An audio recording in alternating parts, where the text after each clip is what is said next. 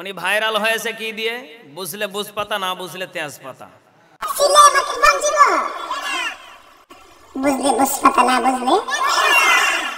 এই যে আমাদের তাহিরি ভাই, উনি ভাইরাল হয়েছে কি দিয়ে? ও মুর্শিদ তোর লাইগারে।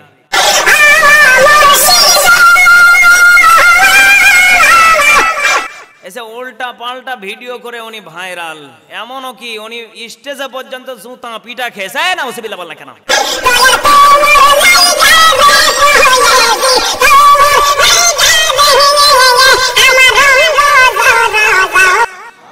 এই সমস্ত আউল ফাউল বাউল শিল্পী দিয়ে ইমানের ক্ষতি হবে কি হবে না? অবশ্যই ইমানের ক্ষতি হবে।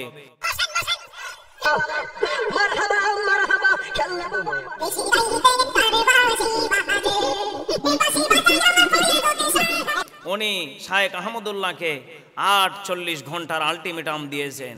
একজন ভণ্ড কিভাবে শায়েখ আহমদুল্লাহকে 48 ঘন্টার আলটিমেটাম দিতে পারে? আমি তো অবাক হয়ে যাচ্ছি।